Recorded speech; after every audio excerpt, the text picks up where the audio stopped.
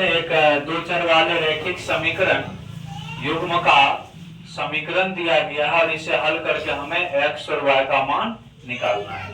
पहला समीकरण है p into x plus y plus q into x minus Y बराबर P square minus P Q plus Q square. समीकरण एक मान लिए p into x plus y minus q into x minus Y बराबर P square plus p Q plus Q square. यहाँ पे इसको समीकरण दो माने हैं।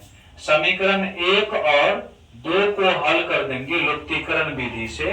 देखिए ये टर्म प्लस में और ये माइनस में सेम टर्म है, तो दोनों को समीकरण एक जैसा था वैसे लिख दिए और समीकरण दो जैसे है वैसे लिख दिए।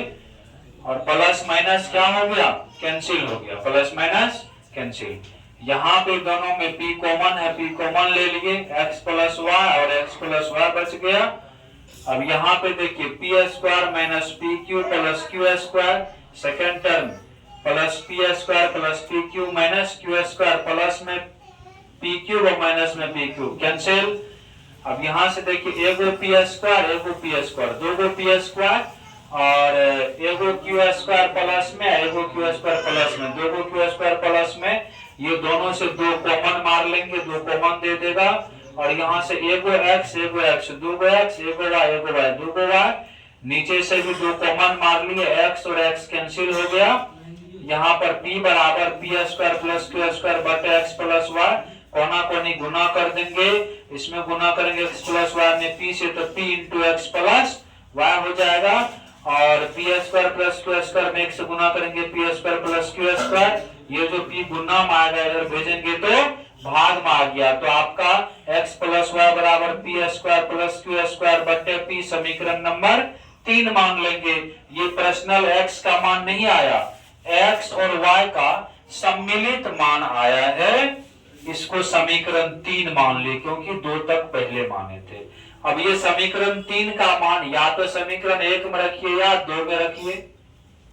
हम यहाँ पर समीकरण 1 में रखें, x प्लस वाई का मान समीकरण 1 में रखने पर जहां पर x प्लस वाई है समीकरण 1 में, वहां पर P square plus Q square बटे p, ये समीकरण 1 का मान जो है ये रख दिए हैं और यहाँ पे मिडिल टर्म वैसे ही है, RHS वैसे ही है।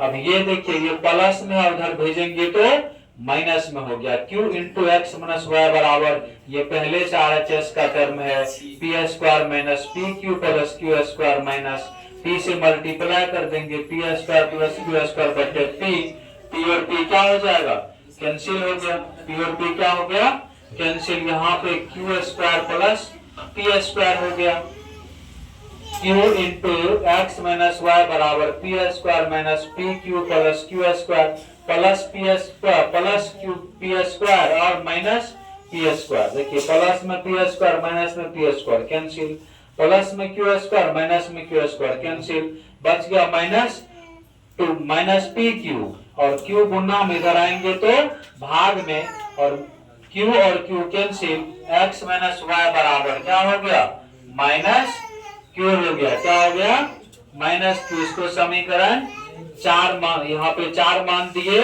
और समीकरण 3 और 4 अब 2 समीकरण है जो हमें x और y के रूप में है।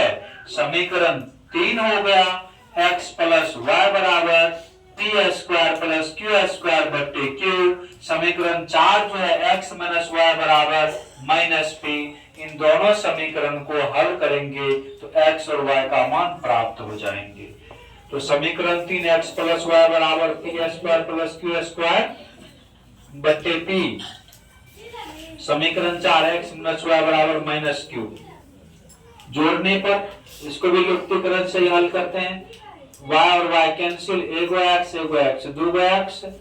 ये देखिए इसके लिए हम थोड़ा सा रॉब कार्य कर लेंगे, ये टर्म जैसे था लिख दिया, माइनस तो माइनस, सेकेंड टर्म लिख दिए, p और 1 का एलसीएम p और p cancel, P square plus Q square minus p में 1 से भागा करेंगे p गुना p square plus p square minus p square cancel, Q square बटे p हो गया।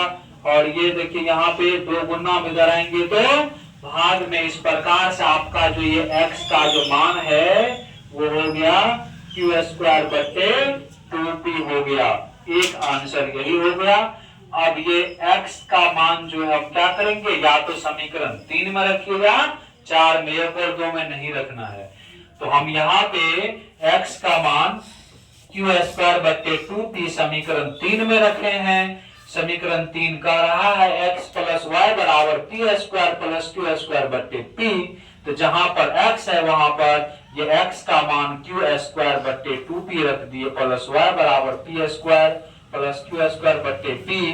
ये टर्म पूरे इधर प्लस में उस साइड भेजेंगे तो माइनस में, और y बराबर P square plus Q square बटे p माइनस क्यू स्क्वायर बटे 2p। 2p और p का एलसीएम लेंगे तो 2p एलसीएम होता है। क्या होता है?